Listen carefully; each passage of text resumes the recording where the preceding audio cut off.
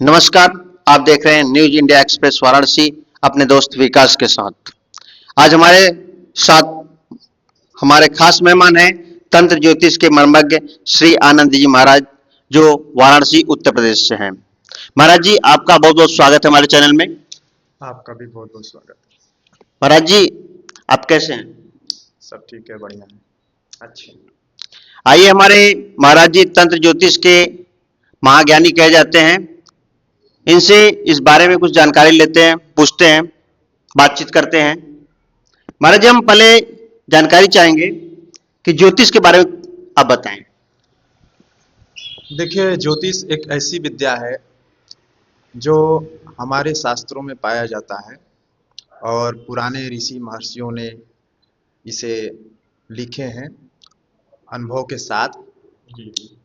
ये जो ज्योतिष होता है, एक तरीके से साधारण भाषा में कहें तो ये एक मैथमेटिक्स होता है, लेकिन वास्तविकता है क्या कि इनका भी प्रभाव मनुष्य के जीवन पे पड़ता है।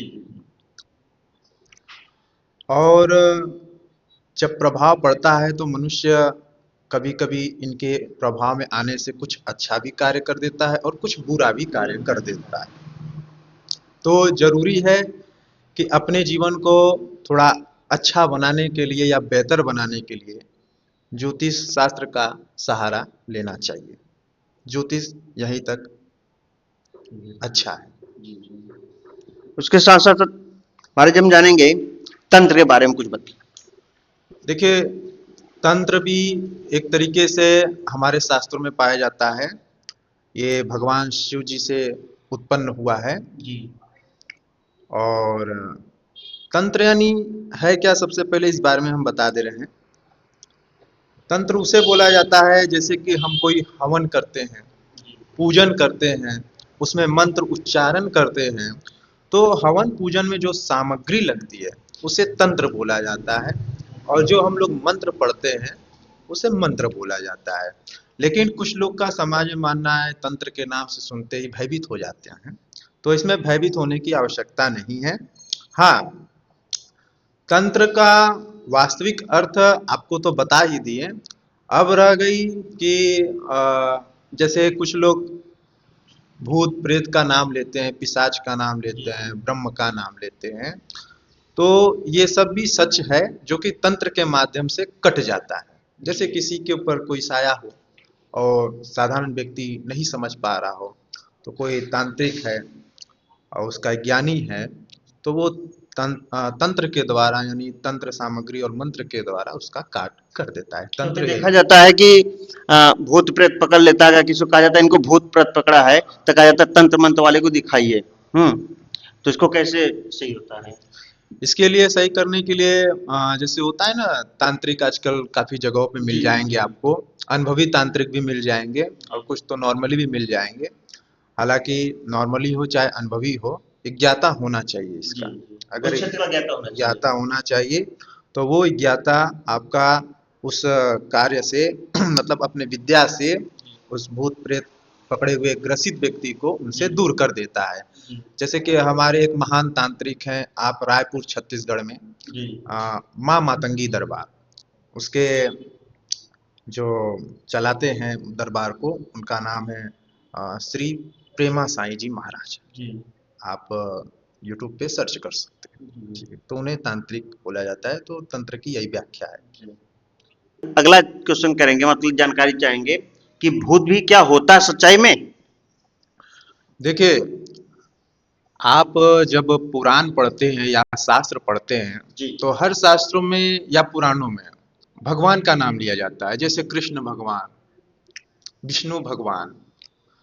तो आप इतना से जब भगवान का नाम लिया जा रहा है शास्त्रों में और कुछ जगहों पे नाम लिया जाता है भूत प्रेत, तो ये आपको समझना जरूरी है कि जब भगवान का नाम किसी पुस्तक में स्थिर यानी लिखा गया है तो भूत प्रेत का भी नाम किसी पुस्तक में लिखा ही गया होगा, तभी वो शब्द सामने आ रहा है।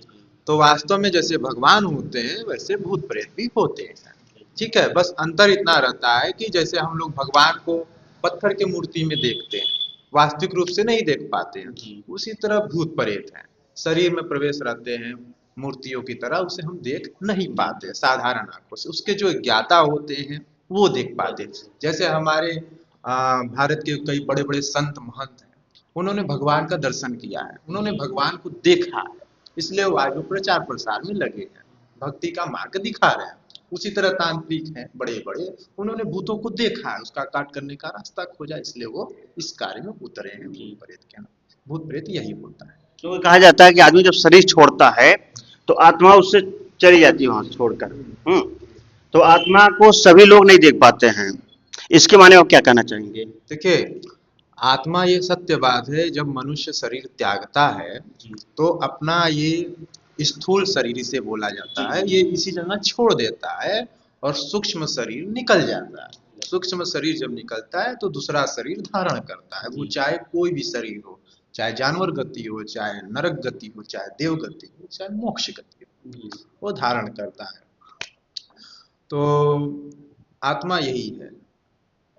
क्योंकि कहा जाता है कि यह शरीर जो हमारा है मिट्टी से बना हुआ है, क्षितिजल पावक गगन से मेरा पंच तत्व से रचित शरीरा।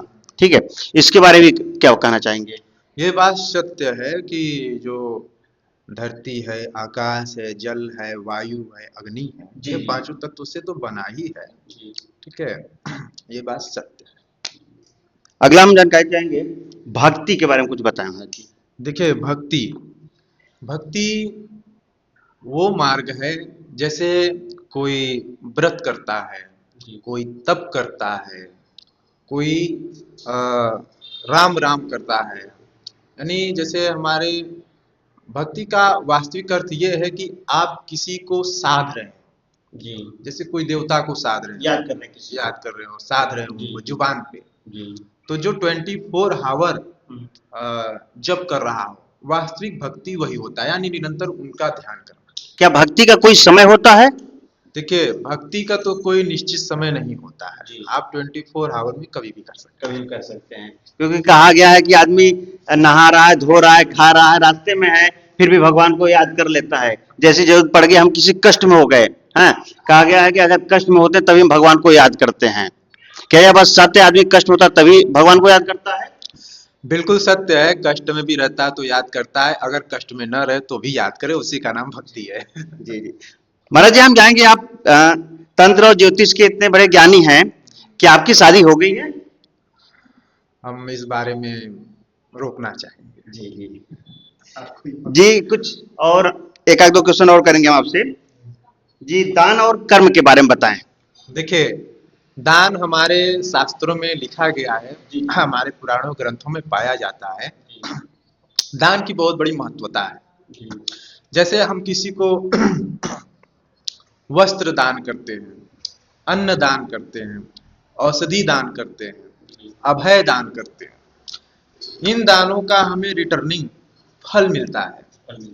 उसको 100 गुना कहा जा सकता है या 1000 गुना कहा जा सकता है। ये आपके मुसीबत के समय में ये दान का आपको फल मिलता है। जैसे उदाहरण के तौर पे आपके घर में बहुत बड़ा दवा की तकलीफ आ गई हो, एक्सीडेंट हो गया हो, दवा के लिए, दवा खरीदने के लिए आपके पास बैलेंस न हो, और मन में ये विचार है कि कोई मदद कर देता तो हम दवा कर लेते, आप चारों तरफ से प्रयास करके थक गए, तब तो यही दान दिया हुआ आपका औषधि के रूप में वो रिटर्निंग आपको कोई ना कोई निमित्त से वो दवा का साथ देके आपको जाएगा। दान का ये बहुत बड़ा जी।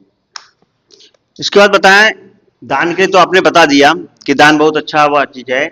कर्म, कर्म क्या होता है? देखिए, कर्म वो होना चाहिए, सबसे पहली चीज की, जैसे कोई मनुष्य कर्म करता है, जैसे कोई ज्योतिष का कर्म कर रहा है, कोई तांत्रिक का कर्म कर रहा है, कोई ज्ञानी का कर्म कर रहा है, और भौतिक स्थिति में देखें तो कोई, जैसे आप ही रिपोर्टर का कार्य कर रहे हैं, तो वास्तविक कर्म तो ये है ही है, लेकिन जो कर्म अहंकार मुक्त हो, यानी ये समझ में आए हमको कि ये जो कर्म मिला है हमें दाता की तरफ से मिला है या भगवान की तरफ से मिला है, इसे हमें ईमानदारी पूर्वक, सच्चाई से और बिल्कुल संभाव रख करके अपने कार्य को पूरा करना है, उसी का वास्तविक नाम कर्म है। और जिस कर्म में अहंकार है, जिस कर्म में भ्रष्टाचार है, वो कर्म वास्तविक कर्म नहीं है। क्योंकि आज उसमें कहा जाता है कर्म की पूजा होती है।